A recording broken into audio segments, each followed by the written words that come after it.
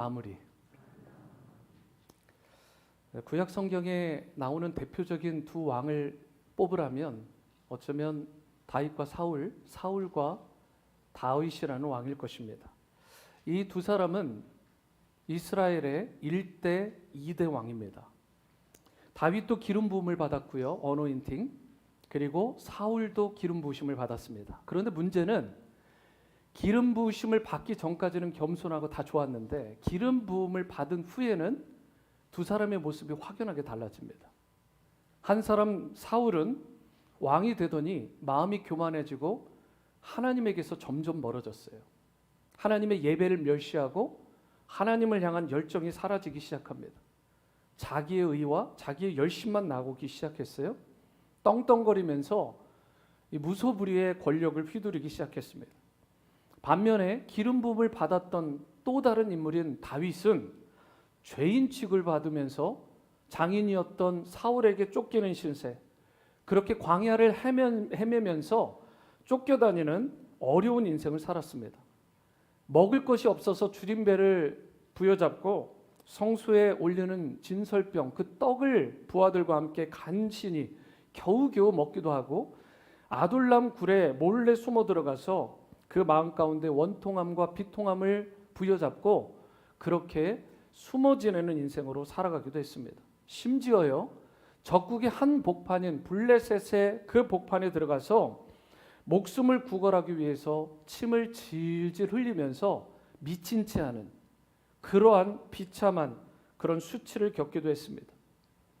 여러분, 이 두 사람의 모습이요, 만일 이러한 모습만 떼어다가 그대로 책을 내거나 그것으로 마무리가 됐다면 분명히 사울의 삶이 다윗보다 훨씬 좋아 보일 거예요. 그렇죠? 하나님을 멸시했는데, 하나님을 멀리했는데도 보면은 왕으로서 떵떵거리고 무소불위의 권력을 가지고 있었던 사울, 한 사람은 이 당시에 계속 쫓겨다니고 언제 죽을지 모르고 아둘람 굴에서 또는 광야에서 그렇게 죽을 위기를 수도 없이, 그것도 한두 해가 아니라 몇 년 동안을 그렇게 지내는 신세가 되었습니다.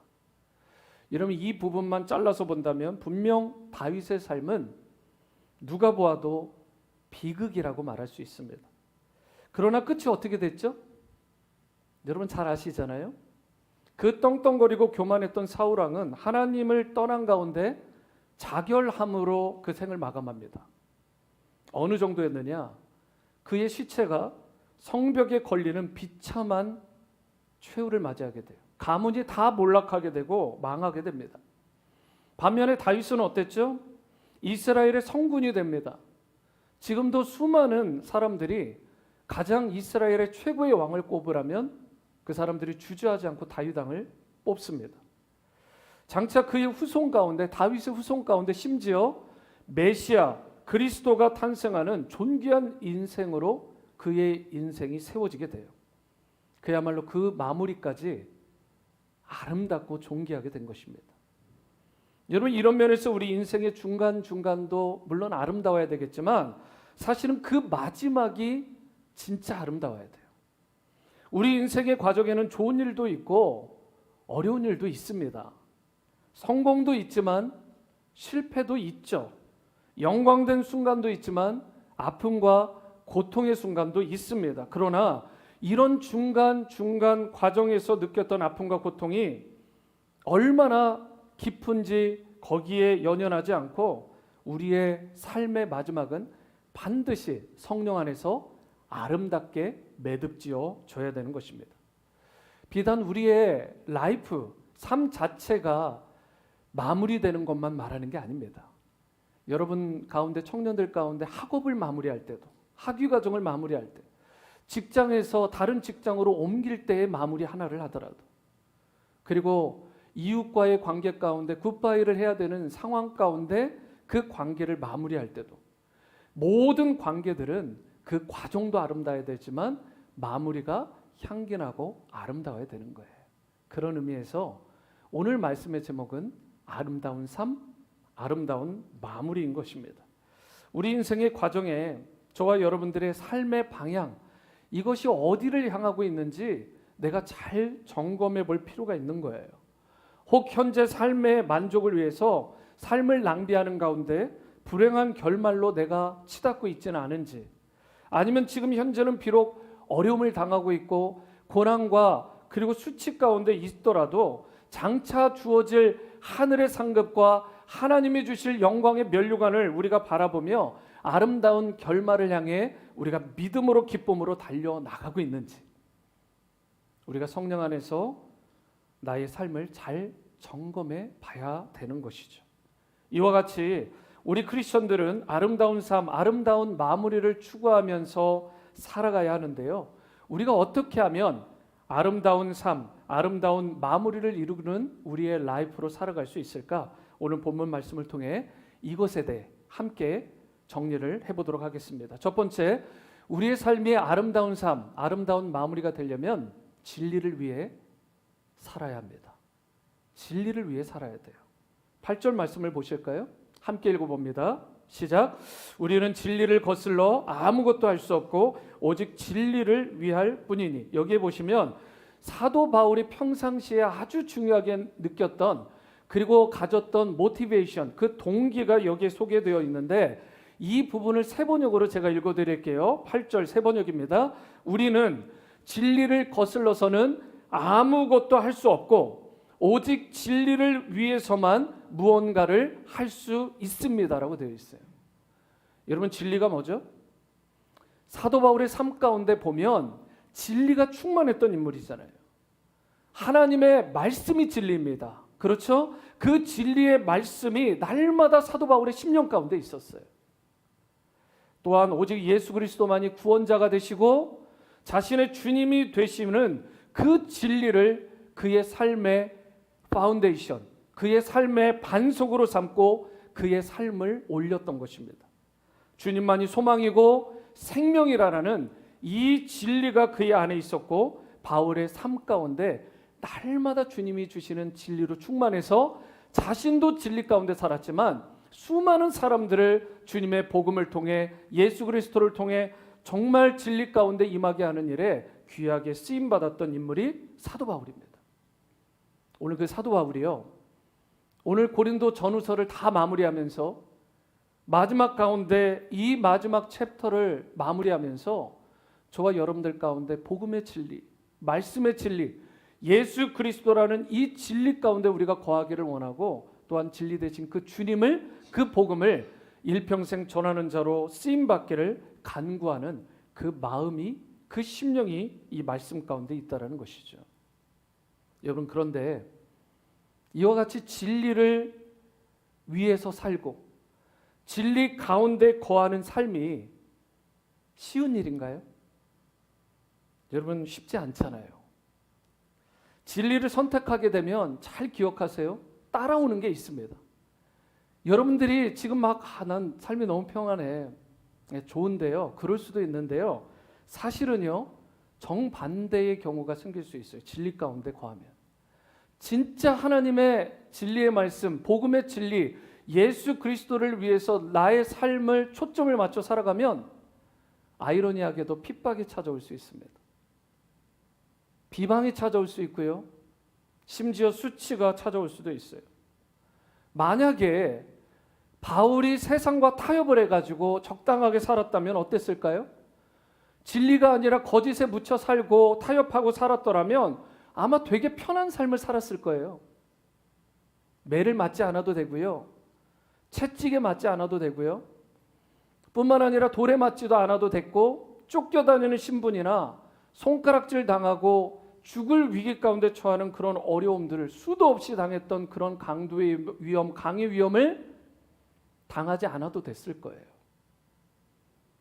여러분, 오늘날로 말하면 여러분들이 막 믿음으로 SNS 같은데 거기다가 믿음의 선포를 딱 쓰면 여러분 악플이 달릴 수도 있고요, 뭐 거기에 왕따가 당할 수도 있고요, 내가 예수님을 믿는 믿음 가운데에서 바른 진리 가운데 성경으로 해석하고 믿음의 행위를 보이면 왜 이렇게 쿨하지 않냐고, 요즘 세대가 어떤데, 지금 문화가 어떤데. 그린엘 청년도 있지만 유아에도 그렇고요, 모든 캠퍼스들이 요즘 다 리버럴 하잖아요, 솔직히. 그 가운데서 신앙을 지킨다라는 게 이게 이만저만 어려운 게 아닙니다. 우리가 살고 있는 이 야유와는요, 미국 땅은요, 여러분 진리를 거스리고 거짓이 진리인 것처럼 그렇게 살아가는, 자기 마음에 좋은 대로, 소욕에 좋은 대로 해도 it's okay. 어렸을 때부터 성의 정체성을 바꾸어도 뭐 어때서? 여러분 정말 그래요? 왕따 안 당할 수 있죠. 그렇게 살아가면 악플도 없어요. 손가락질 당하지 않습니다. 적당하게 타협하고 살면 세상에서 어쩌면 출세하는데 도움이 될 수도 있어요. 그런데 진리 가운데 분연하게 일어서면 여러분 손가락질 당할 수 있어요. 오히려 그 공동체에서 딸을 당할 수도 있습니다. 그런데 여러분 진리를 부여잡고 진리를 위해 살아가는 삶을 그래도 살아가시겠습니까? 여러분 이처럼 세상과 타협하는 가운데 진리를 떠나는 삶, 그런데 우리가 기억해야 될 게 있어요. 그런 삶은 주님이 결코 기뻐하는 삶이 아닙니다. 적당하게 진리 가운데서 타협하고 거짓을 진리인 것처럼 호도하고 그렇게 진리를 거역하며 떠난 삶은 아무리 겉모양이 그럴싸해도 결국에는 패망하는 인생, 하나님의 심판을 피하지 못하는 인생이 되고 마는 것입니다. 여러분 준비되셨습니까? 진리 가운데 거하는 삶, 그리고 이 진리 가운데 거하는 삶을 살아야 여러분과 저의 삶, 우리의 자녀들의 삶이 아름답고 향기나는 삶이 될 수 있는데, 실제로 복음서를 보면 진리 되신 예수님께서 어떤 대우를 받으셨나요? 태어나셨을 때 여러분 가짜 왕이었던 진짜 왕은 예수님인데 헤롯이 그 예수님 또래에 전후해가지고 한 2살 정도 되는 그 또래를 다 죽이잖아요. 예수님이 태어나실 때 여러분 사람들이 거부했습니다. 심지어 아무 죄도 없는 아이들이 수도 없이 죽어갔어요. 여러분 세상이 이렇게 악합니다. 진리를 두려워하는 거예요. 거부하는 것입니다. 예수님께서 공생애를 시작하셨습니다.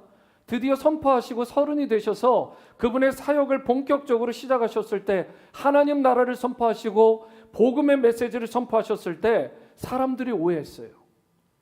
경계했습니다. 배척을 했어요.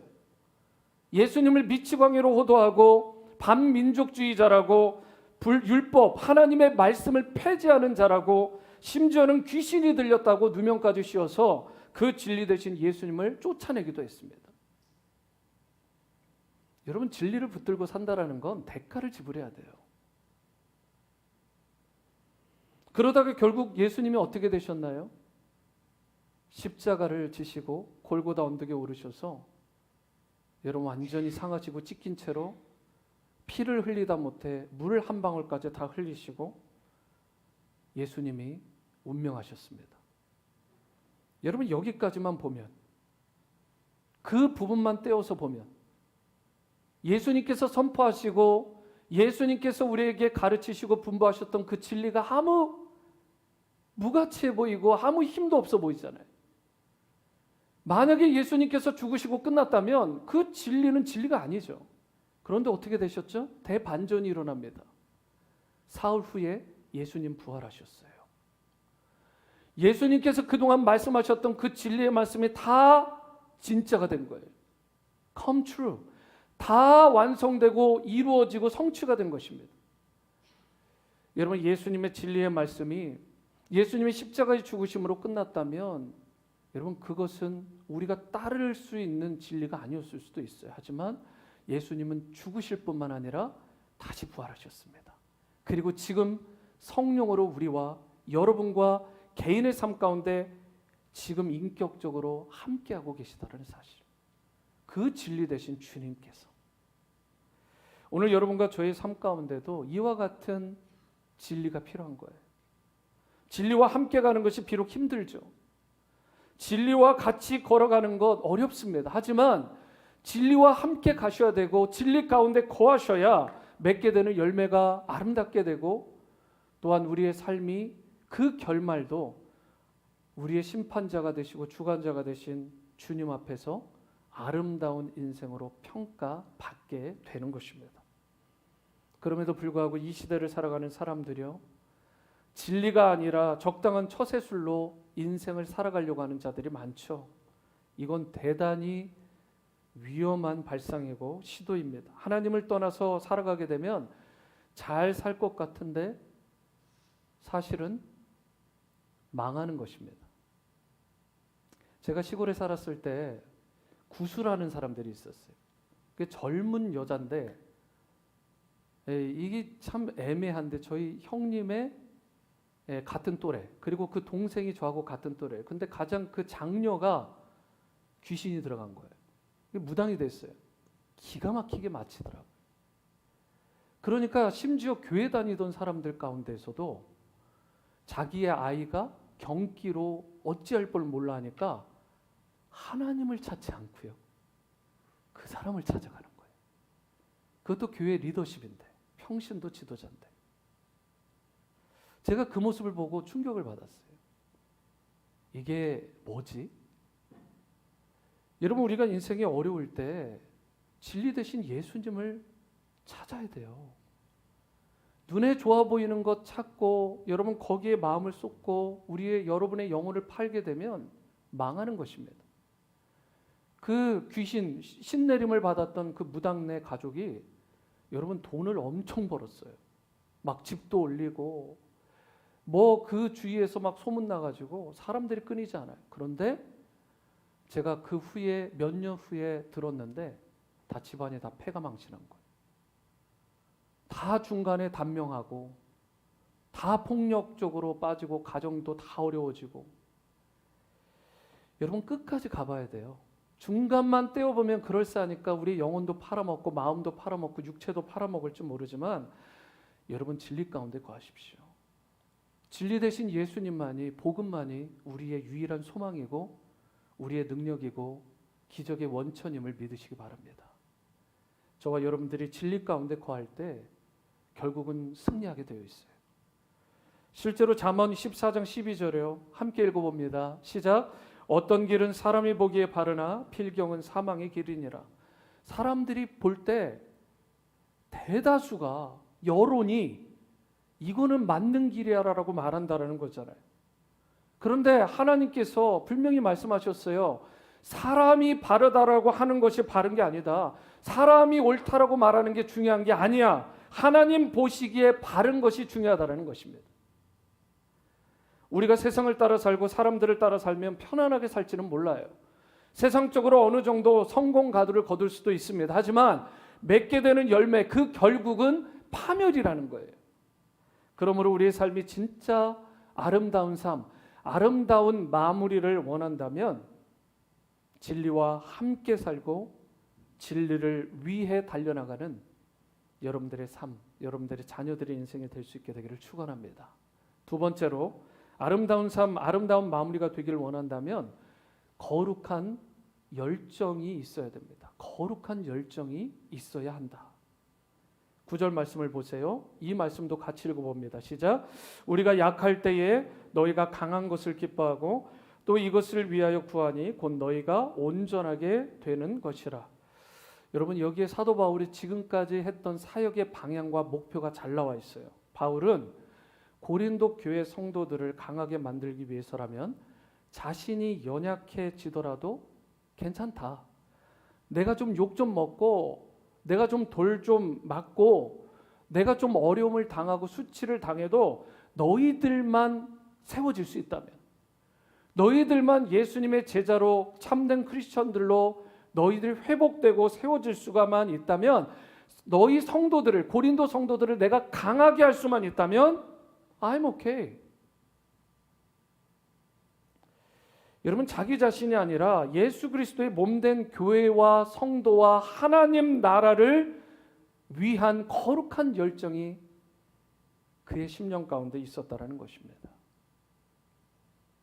그린엘 청년들 이제 그 라이드를 주는 집사님이 8시쯤에 여기서 출발해요. 우리는 11시에 맞춰 왔지만 여러분 그 집사님은 8시쯤 출발하셔서 그린엘에 가서, 그린엘 청년들은 9시 반에, 또 대단한 청년들이에요. 아주 대단한 청년. 9시 반에 차를 타고 와서 이곳에서 예배드리고 있어요. 올해의 표어 가운데 3대 여러분 목표 가운데 하나가 성령의 열심, 우리의 열정. 열정이 없이는 어떤 것도 이루어지지 않습니다. 열정이 없는 신앙, 여러분 상상해 가세요? 열정이 없는 교회, 여러분 그림이 그려지십니까? 그렇다면 열정이 없는 성도는 어떠세요? 여러분 사도 바울은 그 마음 가운데 열정으로 충만했어요. 다시 한번 깊이 생각해 보면 여러분 예수 그리스도의 그 열정이 여러분과 저를 살린 거 아니에요? 예수님께서 그리스도께서 여러분과 저를 향한 열정을 품지 않았다면 이 자리에 우리 없습니다. 단 한 사람도 없어요. 십자가를 지시고 죽기까지 그 열정을 보이셨어요. 여러분 우리는 어떻게 해야 될까요? 이 정도의 열정으로 될까요?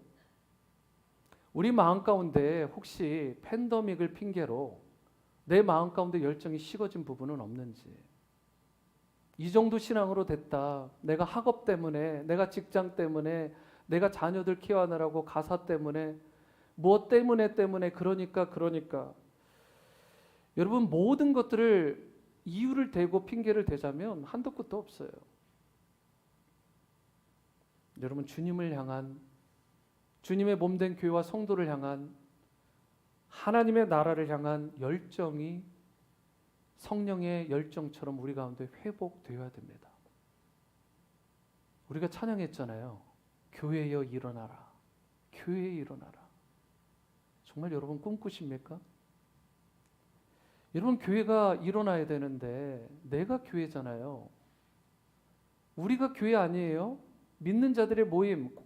여러분 이게 에클레시아고 이게 교회인데, 교회 가운데 교회가 일어나려면 열정이 있어야죠. 불이 붙어야죠. 제너레이터에 여러분 파워가 들어가서 결국에 엔진을 돌려야 되는 거잖아요. 여러분과 저에게도 사도 바울과 같은 열정이 필요하다고요. 누군가를 세우고자 하는 열정.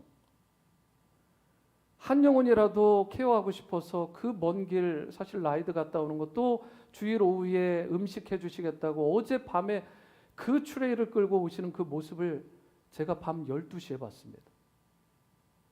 밤 12시에 오셔서 도대체 몇 시에 끝나셨는지 모르겠어요. 그런 사랑과 열정으로 청년들을 섬기니까, 성도들을 섬기니까 교회가 이만큼 되는 거죠. 여러분 누군가는 하겠지. 아닙니다. 내가 해야 되는 거예요. 내가. 저희 둘째가 얼마 전에 큐티를 하는데 그 큐티를 하는 내용 가운데 의인 50이 없어서 45명이 없어서 40명, 30명, 20명, 10명 딱 그러더니 저희는 항상 어플리케이션을 하거든요. 그래서 네가 느낀 게 뭐야? 어플리케이션이 뭐야? 그랬더니 아브라함과 같은 한 사람이 너무 중요한 걸 느꼈대요. 한 사람이 잘 세워지면 지역을 살리고 나라를 살리고 열방을 살린다라는 거예요. 세계를. 그러면서 하는 어플리케이션. 내가 그런 사람이 되어야 되겠다 그러더라고요. 여러분 어린 아이들도 하나님의 말씀이 역사하며 움직이는데 우리는 많이 배웠잖아요. 많이 들었잖아요. 우리 청년들도 안 그래요? 신앙생활 얼마나 많이 했어요. 제 둘째는 초등학교 6학년입니다. 여러분 한 사람이 살아나면, 여러분과 제가 살아나면 여러분 그린을 살리고 UI 살리고 이 아이와 시티와 미국과 열방을 살릴 수 있다고요. 아브라함 한 사람으로 인해서 수도 없이 많은 민족을 이루셨고 하나님의 나라가 흥왕해졌어요. 아브라함 한 사람을 통해서. 여러분 남들이 열정을 품는 거, 품지 않는 거 그게 중요한 게 아니라 내가 열정의 사람으로 거듭나야 되죠. 성령과 연결돼야 됩니다. 성령의 그 열심이 나에게 임할 수 있도록 예배를 할 때도 찬양을 할 때도 잘 준비된 마음으로 오셔서 최고의 예배로 한 번 드리고 끝날 것 같은 그 예배자의 모습으로 저와 여러분들이 예배에 생명을 걸어야 되는 거예요. 요한복음 4장에 보면 수가성 여인에 대한 스토리가 나옵니다. 제가 잠깐 두 가지로 이 다른 측면을 좀 보려고 하는데, 여러분 수가성 여인이요, 마을 사람들이 미워하고 멸시하고 손가락질했던 죄인 중에 죄인입니다. 여러분, 그런데 예수님이 그런 여인에게 다가오셨어요. 왜 다가오셨을까? 말씀을 보는데 열정이라는 측면에서 이게 보이더라고요. 여러분, 그녀의 목마름을 본 거예요. 그 안에 있는 갈망, 이게 열정이잖아요. 채워지지 않는 그 목마름과 그 갈망이 다른 사람들과는 비교도 할 수 없이 컸던 것입니다. 그리고 그 목마름과 갈망을 보고 예수님께서 원래는 유대 땅에서 사마리아를 통과하지 않고 가로 이렇게 옆으로 돌아서 갈릴리로 가셔야 되는데 그 길을 굳이 지나가세요. 원래 지나가지 않는 길이라고요. 근데 그 사마리아의 수가성에 그 한복판에 찾아가셔서 단 한 사람 만나려고 예수님께서 거기를 찾아가세요. 그 여인이 바로 수가성 여인. 예수님께서는 그녀 안에 있었던 목마름을 정확하게 간파하신 거예요. 그리고 그녀를 책망하거나 남들처럼 세상 사람들처럼 꾸짖기보다는 그녀가 가장 필요로 하는 영원한 생수, 결코 목마름이 없는, 가람이 없는 영원한 생명수를 그에게 주세요. 그게 무엇이냐? 바로 예수님 당신을 부어주신 거예요. 그 결과 수가성 여인의 삶이 완전히 180도 변화됩니다. 그렇게 부끄럽고 죄악 가운데 눌려 살던 이 여인이 회복되면서 예수님의 증인의 삶을 살아가기 시작해요. 예수님은 그녀 안에 있었던 이 열정을 본 거예요. 여러분, 열정이 없이는 쓰임받지 못합니다. 학업도 열정이 있어야 되고, 직장도 열정이 있어야 되고, 목회도 열정이 있어야 되고, 교회 봉사와 섬김도 기쁨과 열정이 필요한 것입니다. 하나님 나라는 열정 있는 자들을 통해 세워지는 거예요. 저와 여러분들, 우리가 멀찍이 서보면 세상 사람들이요, 전부 다 잘 사는 것 같고 부유한 것 같죠. 문제 없어 보이죠. 그런데 가까이 다가서면 다 이 수가성 여인처럼 목마름이 말도 할 수 없이 그 갈증이 심한 상태입니다. 겉으로는 여러분 번지르르해 보이고 괜찮아 보일지 모르지만 아닙니다. 영적인 갈급한 목마름, 저와 여러분들이 멀찌감치 있으니까 못 보지 가면 보인다고요.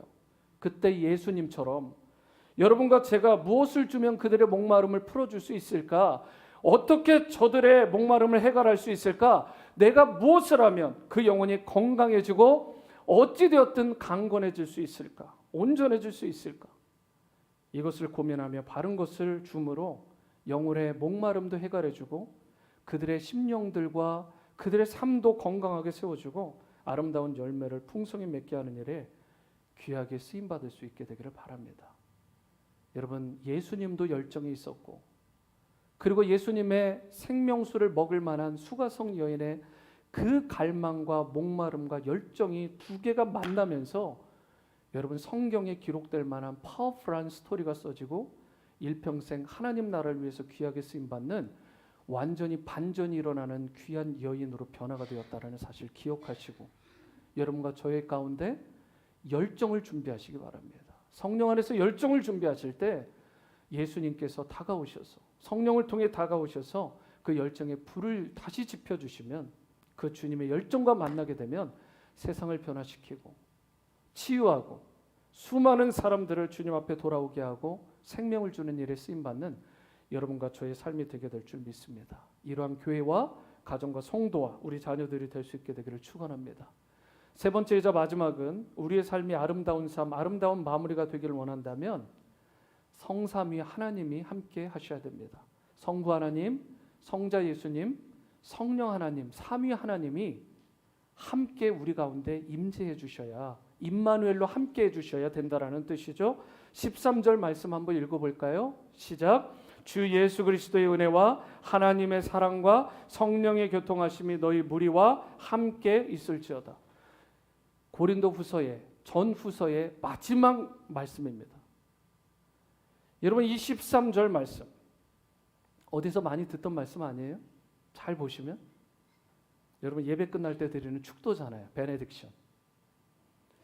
13절에서 첫 번째로 그런데 뭐가 먼저 나오죠? 여기 예수님의 은혜, 하나님의 사랑, 성령님의 교통하심, 이 세 가지가 나오잖아요. 가장 먼저 예수 그리스도의 은혜입니다. 어떤 은혜요 도대체? 날 위해 죽으시고, 여러분 날 위해서 모든 허물과 죄와 더러움을 말갛게 주님의 보혈로 씻어주신, 새롭게 하여 주신 그 주님의 은혜를 말하는 것입니다. 여러분 우리가 이제는 죽어도 천국 가잖아요. 아름다운 마무리, 여러분 사실 보장된 인생이 얼마나 되겠어요. 그리고 그 천국에, 그리고 마지막에 그 아름다움을 이 땅에서 미리 누리는 자들로 주님께서 우리를 확증해 주셨어요. 성령 안에서. 여러분 이 은혜만, 이 주님의 한없는 은혜만 생각해도 갚고 또 갚아도 다 갚을 수가 없습니다. 내가 좀 한다고, 박 목사가 목회 좀 한다고, 누군가가 무엇 좀 봉사한다고 여러분 내세울 게 없어요. 다 주님의 은혜인데, 다 주님의 것인데, 오늘 부르시면 다 놓고 가야 될 인생들인데, 여러분 우리의 생명을 연장시켜 주시고 우리에게 지혜도 주시고 또 이마만큼 살아가게 하신 모든 것에는 반드시 이유와 뜻이 있는 거 아니겠어요? 여러분 이런 놀라운 은혜를 입은 자답게 하나님의 그 은혜를 갚는 자들로, 일평생 감사하며 쓰임받는 자들로 살아가야 되지 않겠습니까? 두 번째로 하나님의 사랑. 이 사랑이 어떤 사랑이죠? 어떤 죄인도 용서할 수 있는 사랑. 수가성의 사람들은 이 수가성 여인을 용서하지 못했어요. 정죄하기 바빴습니다. 손가락질하기 바빴어요. 소돔성의 죄악이 관영했을 때 사람들은 비난하기 바빴어요. 하지만 아브라함은 하나님 앞에 서서 50명이시면, 여러분 하나님 40명이 있다면, 그러다가 10명이 있다면 하나님 살려주시겠습니까? 이 땅을 구원하시겠습니까? 요즘 나라를 보니까 엉망이야.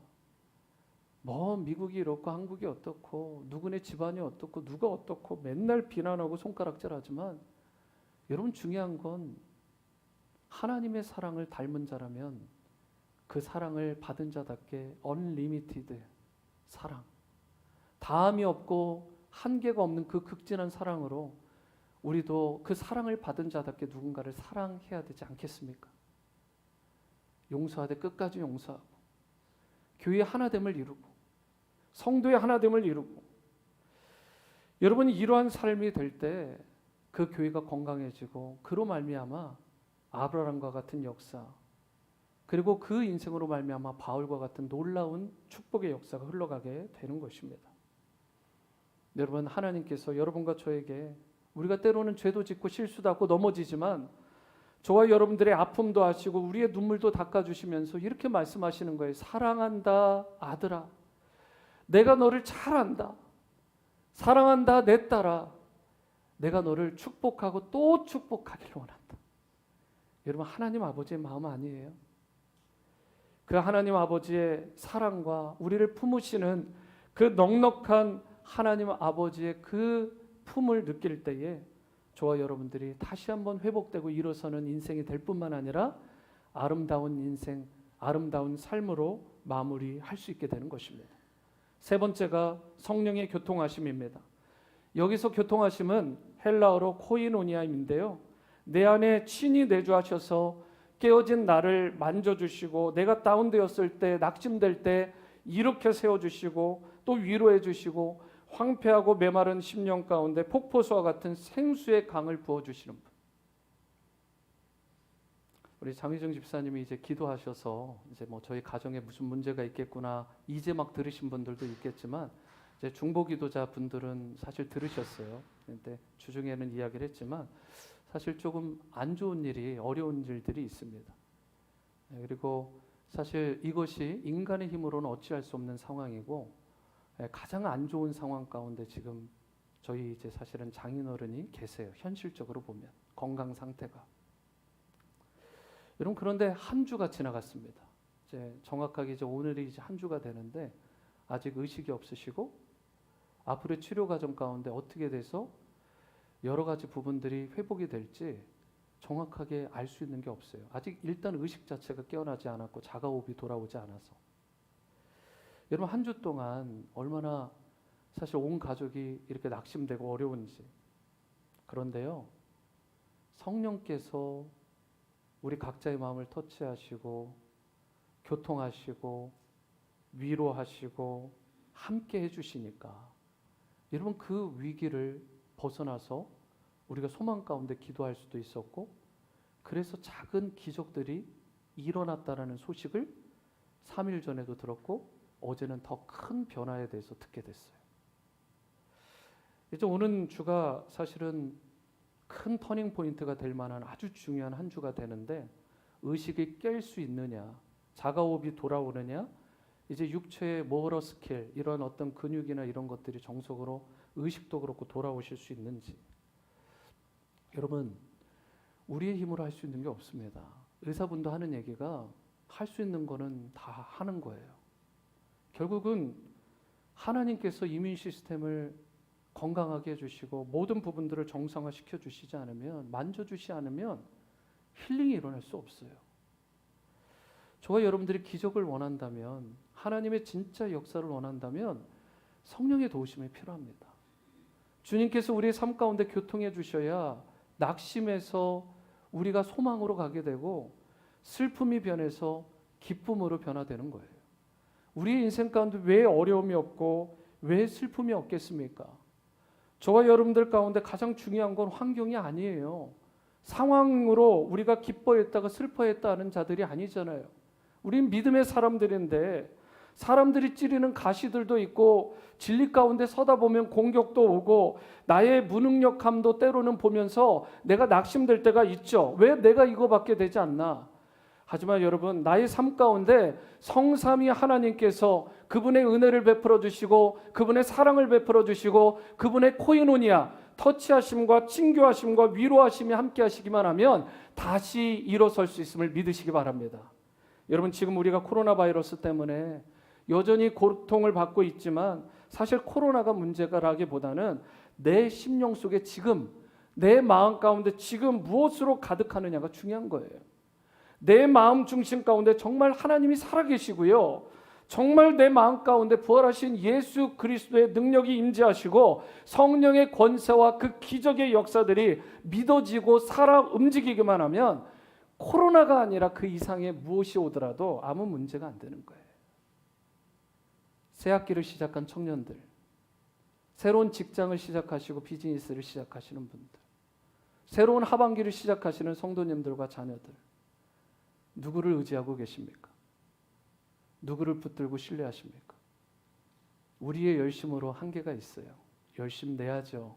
하지만 성삼위 하나님께서 성부, 성자, 성령의 그 은혜와 사랑과 코이노니아로 우리 가운데 임해 주셔야 그 인생도, 가정도, 우리의 자녀들도, 우리 공동체도 하나님의 교회답게, 성도답게 쓰임받고 세워질 수 있는 것입니다. 여러분 우리 믿는 자들도 삶의 여정이 공고하고 힘들 수 있어요. 여러분들도 힘들 수 있지만 박 목사도 힘들 수 있습니다. 중간 과정에서는 아픔과 가시에 찔릴 수도 있어요. 그러나 예수 믿는 사람에게는 마지막에 하나님을 향한 찬미와 찬송이 살아나게 되어 있고, 여러분 기쁨과 소망이 반드시 살아나게 되어 있어요. 이것이 바로 믿는 자들, 크리스찬들이 받아 누리게 되는 성삼위 하나님이 주시는 임재와 은혜와 특권이라는 사실. 그렇기 때문에 우리는 무슨 일을 당해도 마지막이 아름다운 인생이 될 수 있는 것입니다. 여러분이 인생을 다 사신 후에 내 삶 정말 복됐다, 내 인생을 정말 아름답고 행복했다라고 말하길 정말 원한다면, 내가 대학 생활을 정말 잘 마무리했다, 내가 이 직장 가운데서 잘 리타이어를 했다, 내가 목회 과정 가운데 잘 마무리를 했다, 하나님 앞에 설 때 내가 그래도 주님 안에서 잘했다라고 할 때, 여러분 반드시 필요한 게 예수님의 손길입니다. 예수님 만나셔야 돼요. 우리의 노력과 힘만으로 인생을 아름답게 살아갈 수도 없고요, 아름답게 마무리할 수도 없습니다. 여러분 그러나 주님께서 함께 하시기만 하면 예수님께서 여러분과 저의 삶을 아름답게 만들어 주시는 것입니다. 마태복음 28장 20절로 오늘 말씀을 마무리하려고 하는데요. 약속의 말씀이죠. 제가 아주 좋아하는 사랑하는 말씀 구절이기도 합니다. 같이 읽어봅니다. 시작. 볼지어다 내가 세상 끝날까지 너희와 항상 함께 있으리라. 믿으십니까? 여러분과 저의 삶이 아름답고 마무리도 아름다울 수 있는 그 이유와 그리고 그 답은 오직 예수 그리스도이십니다. 그분께서 함께 하실 때, 임재하시고 임마누엘로 역사하실 때 저와 여러분들의 삶에 우리가 구하거나 생각하는 것에 넘치도록 주님께서 채워주시고 여러분 위기를 변하여 기회로 바꿔주시고 모든 것을 형통하게 하는 놀라운 기적과 능력을 베풀어 주실 것입니다. 찬양 가운데 예수 이름 높이세라는 귀한 찬양이 있습니다. 제가 1, 2절 다 읽어드릴 수는 없고 아주 짤막한 부분, 오늘 설교와 연결이 될 만한 부분만 짧게 읽어드리겠습니다. 한번 잘 들어보시기 바랍니다. 나의 계획이 실패하고 나의 소망이 끊어질 때 삶의 주관자 되신 그분 앞에 나의 무릎을 꿇어 경배하네. 모든 문제들 하나하나 죽음까지도 힘을 잃고 생명의 근원 되신 예수 이름 앞에 모든 권세들 굴복하네. 예수 이름 높이세. 예수 이름 높이세. 예수 이름 앞에 나오는 자는 복이 있도다. 오늘의 이 말씀과 찬양의 가사를 여러분들의 마음의 신비에 꼭 새기시고 꼭 붙드시고 믿음으로 주님께 영광 돌리며 나아가실 수 있게 되기를 바랍니다. 주님께서 여러분의 삶도 아름답게 할 뿐만 아니라 마무리도 아름답게 하실 것이고 여러분들의 주위의 사람들도 아름답게 만들어 주실 것입니다. 이러한 은혜와 축복이 주 예수 그리스도 안에서 일평생 여러분들 가운데 임하시게 되기를 주님의 이름으로 축원합니다. 이 시간 자리에서 다